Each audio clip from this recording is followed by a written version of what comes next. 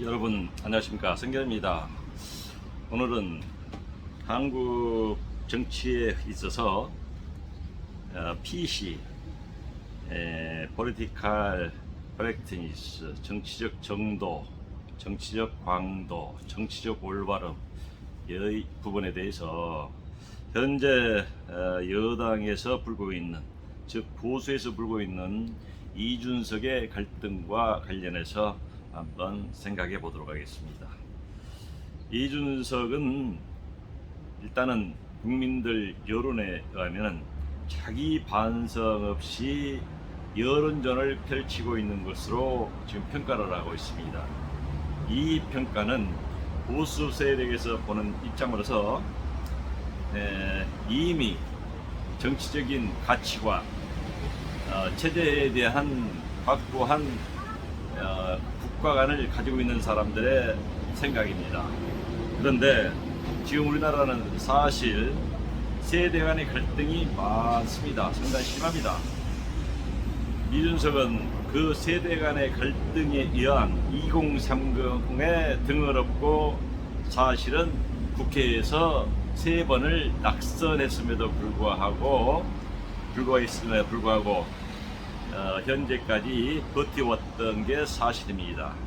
그리고 보수 세력, 나이 들었던 보수 세력들은 이것을 감싸 안고 같이 가려는 측과, 그리고 또 확고한 의식을 가진 보수 세력들은 이런 정치인은, 이런 PC 정치 의식을 가지고 있는 정치인은 우리나라에서는 필요치 않다 해서 내치한다, 건방지다, 한국적인 도덕적 관념에 맞지 않다, 체제에 대한 보수와 좌파, 그러니까 주사파와 자유 대한민국에 대한 뚜렷한 주체성이 없다라고 해서 완전히 내치한다고 여론이 지금 나뉘어 있습니다.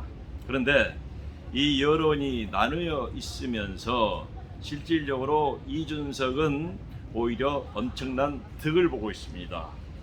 이것은 우리가 역사적으로도 알 수가 있습니다.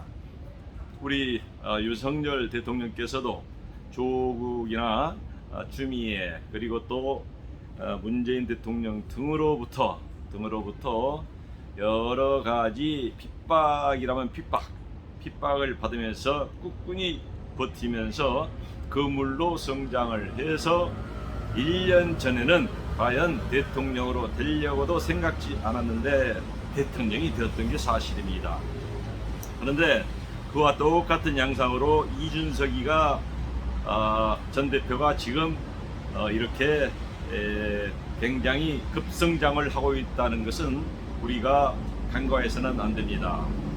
급성장을 하고 있다는 측면에 부정하는 측면도 있겠지만은 이것은 보수에 대해서 확고한 가치관을 가지고 있는 사람들, 국가에 대한 자유민주주의에 대한 틀을 확실히 가지고 있는 사람들의 생각이고, 그러나 젊은 사람들은 유교를 겪었다든가 체제 이념, 그걸 겪어보지 않았기 때문에 지금 우리가 말하는 주사파와, 즉 좌파죠, 주사파와 자유민주주의 세력과의 사이를 말이 거침없이 왔다 갔다 움직이고 있습니다.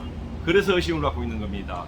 젊은 사람들은 뚜렷한 정치적 가치관이 없기 때문에 주체 사상에 대해서 생각해보고 그쪽으로 빠져 들어가지 않고 패션 좌파로서 뭔가 좌파 진보 세력이 다 그렇지만은 그쪽을 생각하게 되면은 약간은 그래도 세련되고 멋있다, 그런 의식을 가지고 있는 것이 지금 세계적인 현상이고, 우리나라는 더군다나 그렇습니다.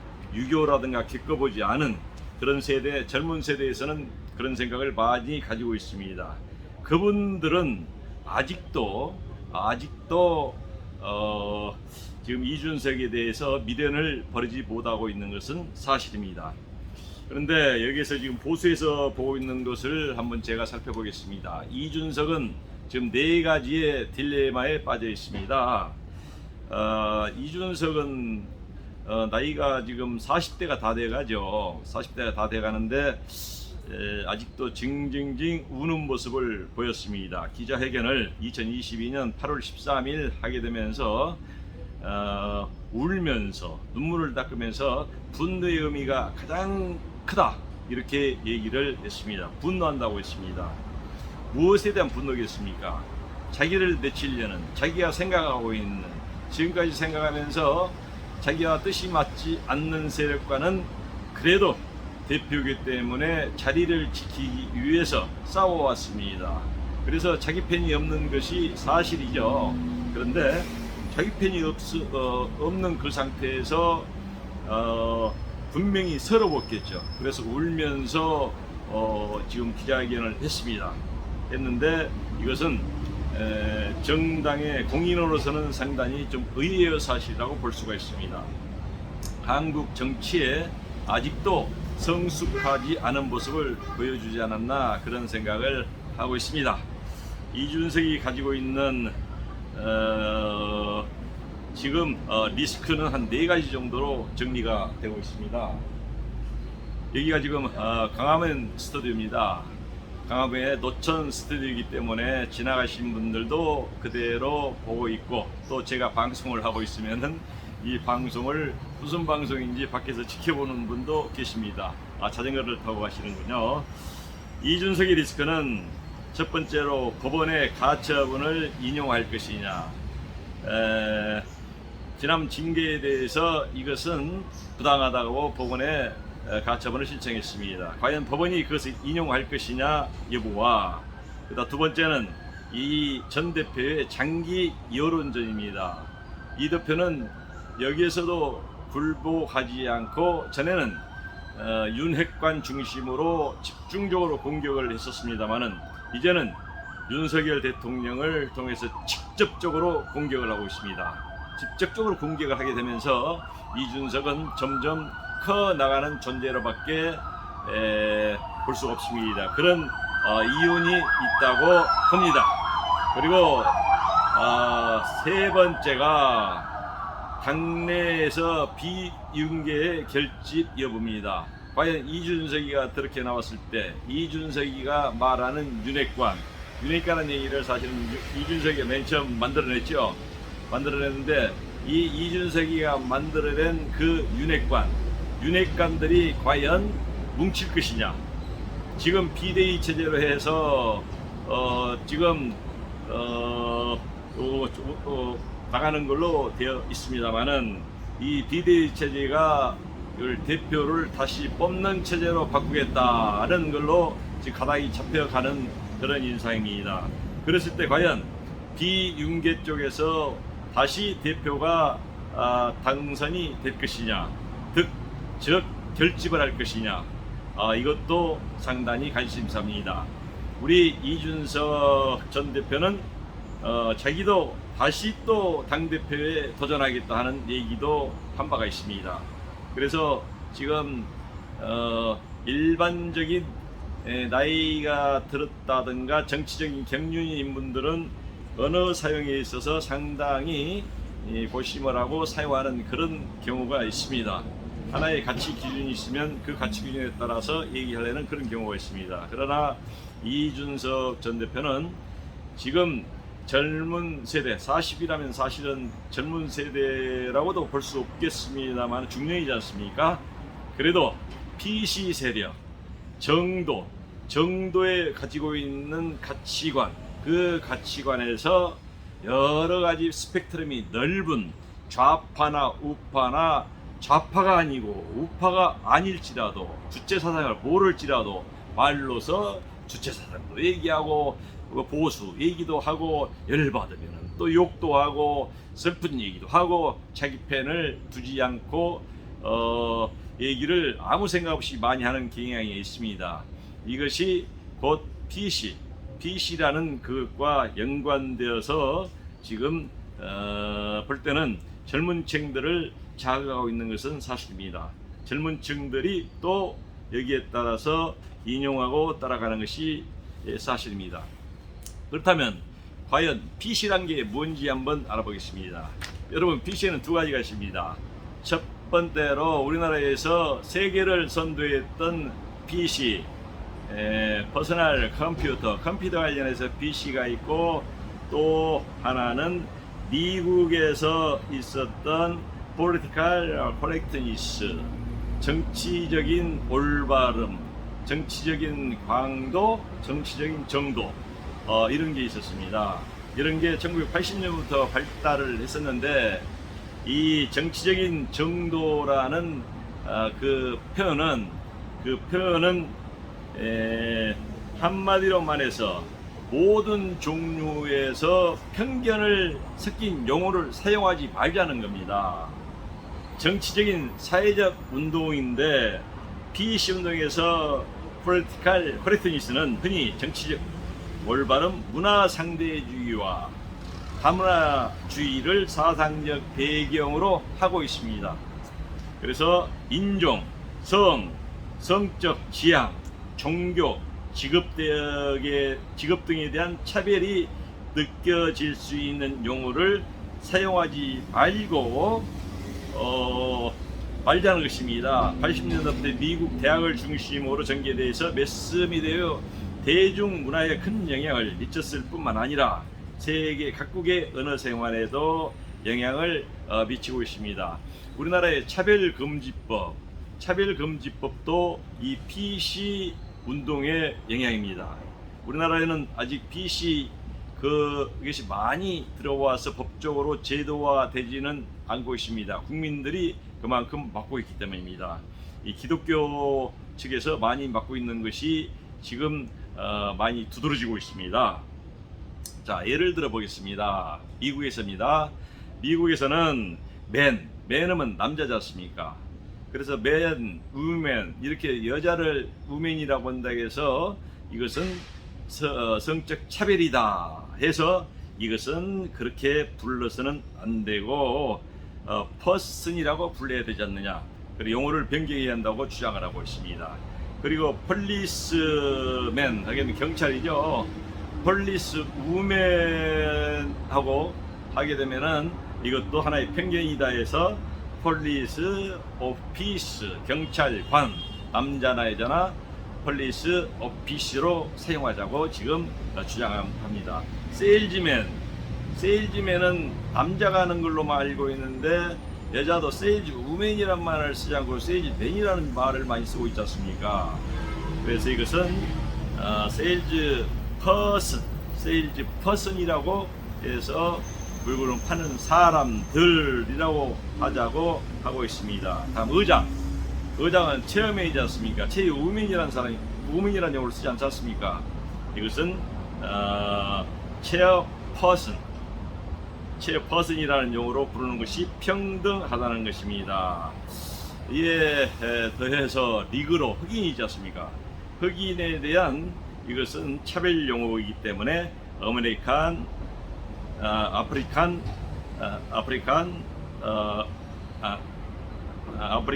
아메리카에서 아프리카계 미국인으로 사용하자고 하고 있습니다.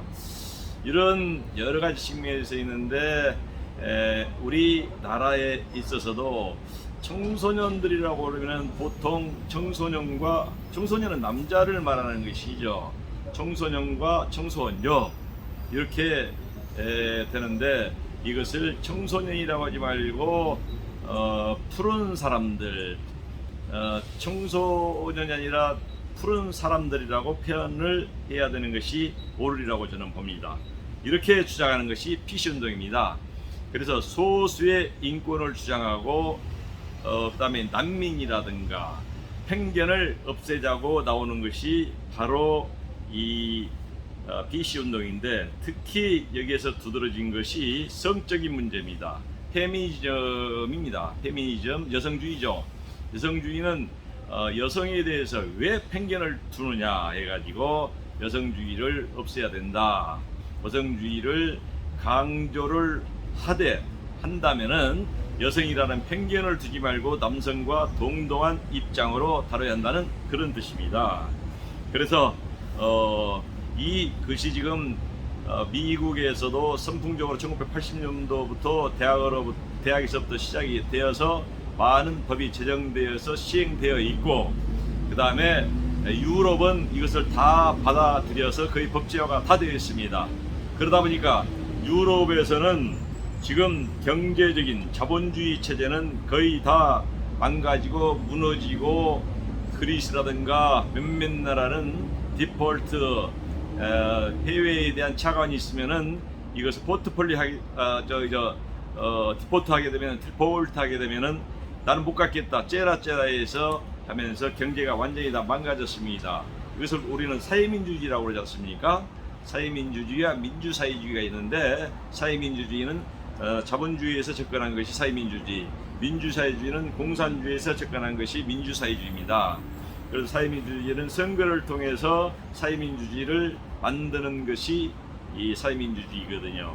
그러나 근본적으로 복지정책, 좋은 뜻으로 하면 복지정책이고, 더 강한 의미로 얘기를 하면은 복지정책이 아닌 평등정책으로서 가진 자로부터 모든 것을 다 평등하게 나눠 가져간다는 그런 뜻입니다. 제가 지난번에 유럽에 여행을 간 적이 있습니다. 유럽에서 부자가 될 수 있는 방법은 세 가지가 있습니다. 영화배우로 성공하는 방법, 영화배우, 그 다음에 운동선수로서 성공하는 방법, 그 다음에 세 번째가 복권입니다. 복권이고, 이 세 가지 이외에는 한번 자기가 태어난 가정에서 나온 그대로의 부의 가치를 가지고 살아야 되는, 평등한 그 가치를 살아야 한다는 것으로서 부자가 된다는 것은 꿈도 못 꿉니다. 그래서 운동선수를 많이 지금 하고 싶어 하고 그러지 않습니까? 유럽 축구가 그렇게 발달해 있고, 지구상의 축구를 온통 리드하고 있고, 우리나라 선수들이 가가지고 꿈의 무도가 되는 것도 그와 같은 영향이라고 볼 수가 있습니다. 그래서 유럽은 이미 이 경제 발전, 그래서 경제주의, 신 발전 모델에 있어서는 유럽은 이미 포기한 상태입니다. 미국과 우리나라 등 몇 개의 나라에서만 하면서 엄청나게 발전을 해 왔었습니다. 신자본주의라는 것은 곧 초기 자본주의와 같이 인비지블 핸드, 눈에 보이지 않는 손에 의해서 수요와 공급을 그대로 놔주다하는 겁니다. 그러다 보면은 자동적으로 조정되기 때문에 그것을 굳이 계획적으로 규제하고 제한하고 손댈 필요가 없다는 것이거든요. 그래서 놔두다 보면은 경제는 자동적으로 돌아가게 있고, 정 안 되는 것에 대해서는 그때는 정부에서 처방을 조치하는 것, 우선 전문 경제 인력들이 나서서 처방하는 걸로 되어 있습니다. 그래서 지금 대한민국은 그 덕으로 세계 지금 10대 강국에 들었다, 7대 강국에 들었다 했는데, 지난 정권에서 소득 주도 정책으로 인해서 이것은 교과서에 없는 거 아니겠습니까? 있는 돈을 더 이상 투자하고 수출하고 등등하는, 거기에 신개발 정책에, 신자본 정책에 더 이상 R&D 연구를 통해서 개발하는 것이 아니라 있는 돈을 전부 다 나눠 갖자 이겁니다. 그래서 복지적인 측면, 좋은 뜻은 복지적인 측면, 나쁜 뜻으로 보게 되면은 가진 자로부터 뺏어 가지고 나눠 가져야 된다. 뺏는 방법은 세금입니다.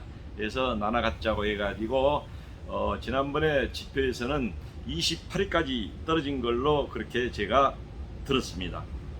그런데 단지 경제라는 것은 하루아침에 무너지고 하루아침에 움직이는 것이 아니기 때문에, 경제가 지금 지금까지 이끌어왔던 대한민국 경제의 추동력이 있습니다.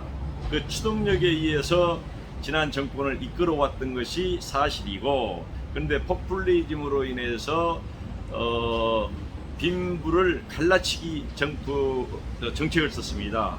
돈을 전부 다 걷어가지고 삼성까지도 전부 다 뺏으려고 그랬지 않습니까? 국유화한다고 그랬지 않습니까? 토지를 공개한다고 했지 않습니까? 이것은 공산주의 선언 겁니다. 그런데 그 정책을 수용을 어느 정도를 해서 세금을 엄청나게 걷어들이고 또 없는 데는 차관을 내서 이것을 포퓰리즘으로 선거 자금으로 쓴다거나 또는 중상공인한테 이것을 많은 돈은 아니지만은 혜택을 줬었습니다. 제가 선거에 나간 적이 있는데 선거일이 4월 13일인가 그랬는데 12일 날 100만 원씩 전 세대에게 정부에서 나눠준 적이 있었습니다. 이것은 뭔지 아세요? 선거법 위반입니다. 이 선거법 위반에서 지금 눈하나 뻥끗하고 있지 않지 않습니까? 그래서 당시 문재인 정권에서는 전 당선인을 배출한 적이 있습니다. 이것은 분명히 선거법 위반이고 그리고 또 포퓰리즘입니다. 근데 그 영향이라는 것은 이 생산이라든가 모든 것을 약화되고 적게 하면 할수록 그에 대한 보상을 해주는 것이기 때문에 생산하지 않습니다.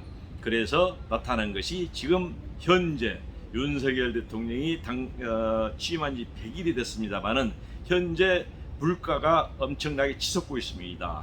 아까 얘기를 들어보니까 호박 하나를 드리겠습니다. 호박 하나에 1,000원에 2개 있답니다. 조그마한 것이 애호박이. 그런데 지금 하나에 2,500원이랍니다. 그럼 5배가 오른 겁니다. 다른 모든 것이 물가가 다 올랐습니다. 음식점에 가면은 음식점 자료도 많이 올라 있고 그리고 또 마늘이라든가 지난번에 가서 보니까 마늘을 전에 무한리필을 했었거든요. 무한리필을 했었는데 지금은 마늘 한 접시에 2,000원씩을 추가로 파는 것을 봤습니다. 지금 물가에 대해서 상당히 위기감을 느끼고 있는 상황을 가지고 있습니다. 이것은 현 정부에서 된 것이 아니라 지난 정부에서 쌓은 똥을 치우고 있는 그런 단계라고 보면 되겠습니다. 이와 같이 PC 운동이 전 정권이 전적으로 추진했습니다. 지난 정권에서 전적으로 PC 운동에 움직이는 세력을 이용한 주사파에 의해서 자유민주주의라는 정형화된 하나의 형상을 이념 체계를 깨부셨습니다.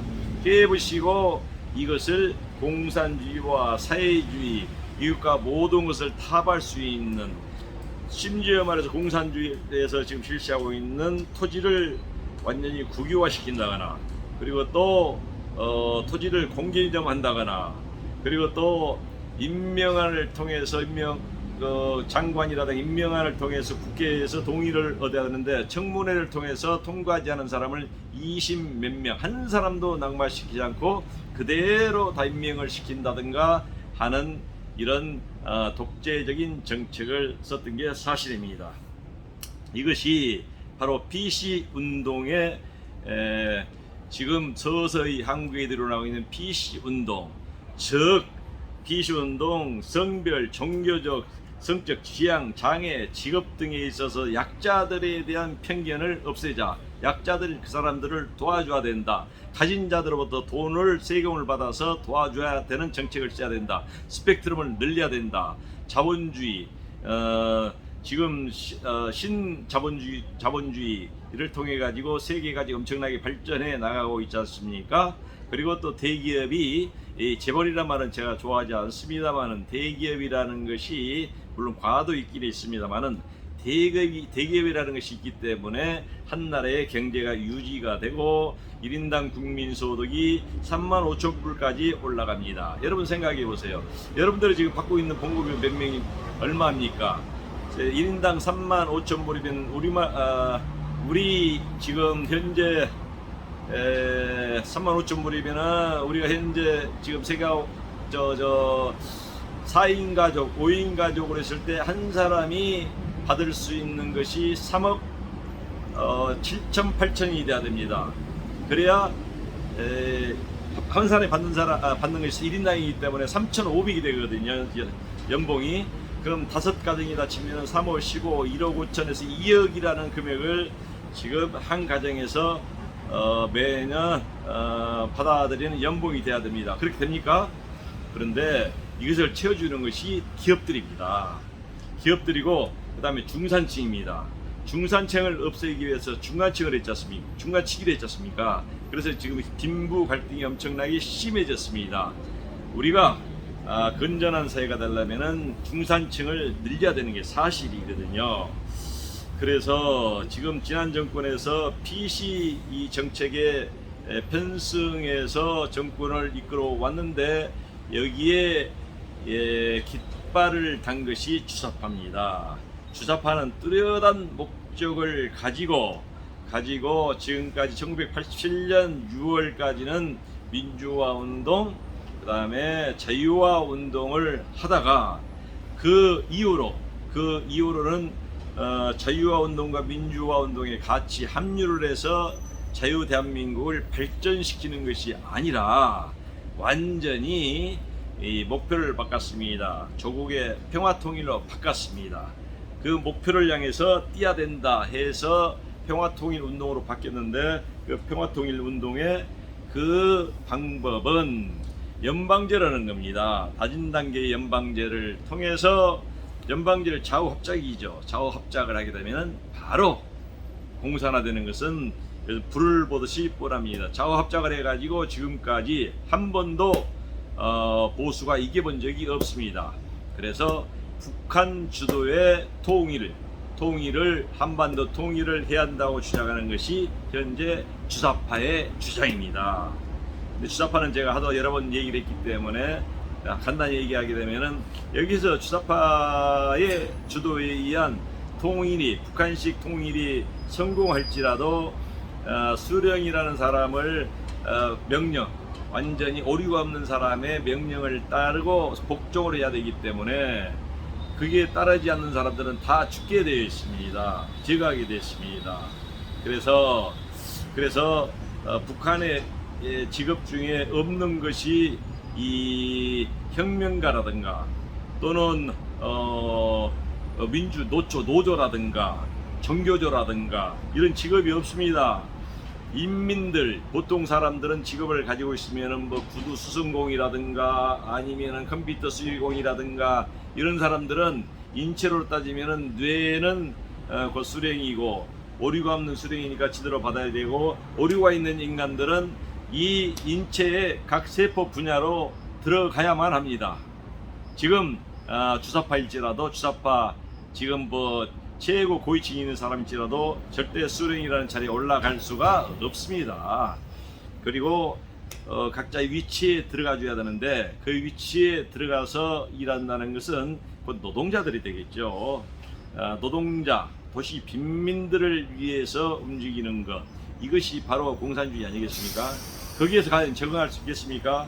적응을 못하고 거기에 대해서 반발을 하게 되면은 그것은 곧 숙청, 죽음을 의미하는 것입니다. 그런데 지금 이준석 얘기가 지금 많이 나왔는데 이준석 얘기를 하다 지금 이렇게 많이 했습니다. 이준석이가 표를 가지고 있는 게 사실입니다. 지금 나이 드신 분들, 보수 세력, 6.25를 겪어본 사람, 주민자치위원회를 만들어서 6.25 때 북에서 내려와서 주민자치위를 통해서 생사부를 만들어서 동네 사람들을 다 죽이는 것을 많이 봤습니다. 심지어 자기 친척까지도 죽이는 것까지도 보았습니다. 그리고 또 자기 가족일지라도 누가 어디 있느냐 말하지 않으면 너를 죽이겠다 그러면 어디 있다고 얘기해서 그 잡혀서 죽어가는까지 다 봤습니다. 그걸로 인해서 평생 동안 GR이라고 우울증에 빠져 사시는 분들도 저는 지켜봤습니다. 제 직근이었습니다. 그런 상황으로 봤을 때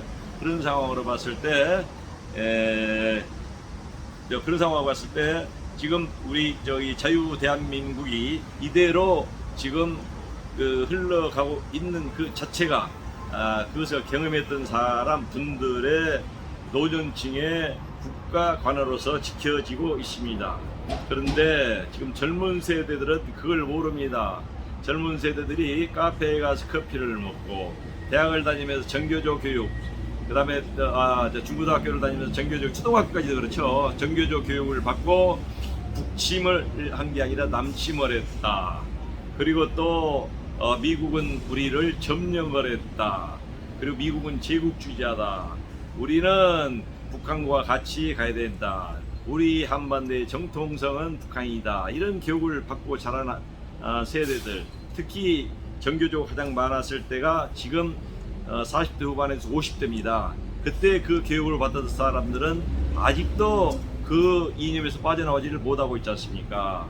이것은 교육이 얼마만큼 중요한가 하는 것을 말해주고 있습니다.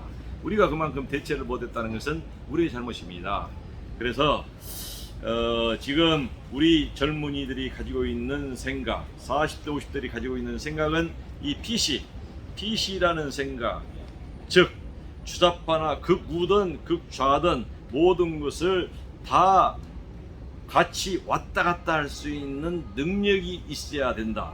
그런 생각을 가지고 있습니다. 이것은 아주 위험한 생각입니다. 즉 체제가 바뀌고 레임 체인지가 되게 되면은 거기는 곧 피를 보게 됩니다. 피를 보게 되는데 그 피를 보게 되는 그 결과를 예측하지를 못하고 있습니다. 예측을 한 사람들은 나이 드신 분들입니다. 국가관 있는 사람들입니다. 이걸 예측하지 못한 분들은 거기에 빠져들어서 지금 그게 플러스 패션 좌파 세련돼 있는 것이 진보고 그다음에 좌파지 않습니까? 이것은 세계적인 현상입니다. 그래서 그쪽에 빠져들지 않으면 왠지 수구골통으로 보이고 왠지 고리타분한 생각을 갖게 됩니다. 그런 생각으로 자 나는 앞서가는 사람이다. 나는 세계를 볼 수 있는 사람이다. 또 어떤 사람은 이런 얘기합니다. 지금 우리나라가 이렇게 위험한 상황이고 그런데도 지금 무슨 사상 논쟁이 있고 이념이 어디가 있고 그러냐는 거예요. 지금 달나라를 가고 있고 그 다음에 달에다가 인공위성을 쏘아서 달을 돌면서 또 언젠가는 달에 착륙해서 조사를 할 수 있는 그까지도 준비를 하고 있는 시대인데 이게 과연 무슨 뚝딱지 같은 그런 이념 논쟁을 하고 있느냐. 큰 오산입니다. 저는 그 얘기를 듣는 순간에 더욱 이 PC에 대해서 생각을 해보고 그 다음에 체제에 대해서 더 얘기를 하고 다니고 있습니다. 지금 이준석이는 그분들의 힘에 의해서 배경으로 인해서 지지를 통해서 지금 움직이고 있는 겁니다. 이준석이는 지금 우리 나이 드신 분들이 오산하고 있는 것이 그분들을 무시하고 있습니다. 그런데 막상 선거를 하게 된다면은 총선이 얼마 안 남았죠. 이제 2년이 안 남은 걸로 알고 있는데 지금 민주당이 어떻거나 지금 지난 대통령 선거에서 0.75% 차이로 해서 47% 대 48% 반올림하면 그렇게 차이가 났는데 1%밖에 7.5% 차이가 났죠. 0.7%. 그래서 그렇게 비까비까한 상황인데 이준석 세력, 즉 젊은 사람이라든가 40대 50대의 PC에 젖어들어서 자기도 모르게 주사파라고 생각지 못하고 나는 주사파가 아니라고 생각하면서 패션 좌파식으로 주사파에 빠져들어가서 동조하는 세력, 이 세력이 5%만 되더라도 총선에서 위험합니다. 총선에서 최소한 국힘에서 150표 이상을 얻지 못했을 경우에는 지금 절호의 기회를 맞이해서 5년간의 대한민국이 연장이 됐는데 아주 위험한 상황이 닥칠 수가 있습니다. 총선에서는 반드시 150석 이상을 당선을 시켜야 됩니다. 그러기 위해서는 저는 두 가지로 생각합니다. 지금 첫 번째로 정치적인 흐름으로 봐서 지금 보수는 지금 뭉쳐야 됩니다. 보수가 갈기갈기 찢어져 있습니다. 그리고 또 자기가 대통령으로부터 가깝다 해가지고 그 힘을 쓰려는 사람은 쉽게 집니다. 조광조를 보셨죠? 쉽게 지게 되어 있습니다. 그러나 한 걸음 뒤에서 멀찌감치 보면서 바둑판 뒤에 있으면 판이 다 보이지 않습니까? 보면서 그 판을 움직이는 그런 사람들은 정권 후반기에 나타나게 될 것이라고 저는 예상합니다만 만약 나타나지 않는다면 이 정권은 희망이 없습니다. 나타나서 이 나라를 살릴 수 있는 전략을 세우리라고 저는 생각합니다. 그래서 보수는 뭉치고 그리고 인사를 적재적소에 잘해야 됩니다. 광화문 세력을 받아들여야 됩니다. 그리고 또 보수 중도 세력도 받아들여야 됩니다. 지금 중도 세력의 가장 핵심적에 있는 사람이 유승민이고 이준석이고 그렇습니다만은 유승민에 대해서는 지금 비판 여론이 굉장히 많습니다. 유승민은 사실은 김무성, 유승민 뿐입니까? 주호영이라든가 박근혜 대통령이 당시에 탄핵을 당할 때 김성동, 권성동도 마찬가지입니다. 같이 합동으로 해서 탄핵을 시킨 사람들입니다. 그런데 지금 선을 잘 서 있기 때문에 지금 윤핵관이 뭐니 그렇게 나와 있습니다만은 그러나 근본적으로 보면은 비슷합니다. 그래서 너무나 심하게 오는 그 PC 세력들에 의한 젊은 세력이라든가 다 편향적으로 보고 있는, 그래서 이것을 고쳐야 된다고 생각하는 사람들, 그 사람들까지도 완전히 내치게 된다면은 그 사람에는 보수로 오지 않고 좌파로 가게 될 겁니다. 그 사람들은 좌파가 지금 김일성 주체사상인지 모르고 있습니다. 모르고 그쪽으로 가고 있습니다. 김일성 주체사상이 곧 노예의 길이고, 그리고 북한에 있는데 직업이 없는 것인데 지금 내가 하고 있는 것이 가면은 성공하게 되면은 잘 지낼 거라고 생각하는 큰 오사람을 하고 있는데, 그리고 또 자기가 갈 길은 수령이라든가 고위직이 아니라 하나의 세포 속에 들어가서 활동하는 존재밖에 되지 않는다. 그 세포를 온전하게 이행하지 못하면 죽는다. 유물론에 따라서 죽는다는 것은 나뭇가지 하나를 부르는 거나 아니면은 사람 목숨 하나 죽는 거나 똑같이 생각합니다. 그것을 생각지 못하고 있는 상태에서 주사파에 들어가 있습니다. 주사파가 무엇인지 정확히 알게 되면은 결코 주사파에 들어가지 않을 것입니다. 근데 그걸 모르고 있습니다. 패션 좌파에 빠져가지고 지금 가게 된다면은 이 다음 총선에서 다시 또 좌파 쪽으로 흘러갈 가능성이 있습니다. 지금 전략적으로 판단해서 어떻게든 총선을 이길 수 있는 방법을 전략적으로 강구를 해야 됩니다. 지금 이준석은 너무 컸습니다.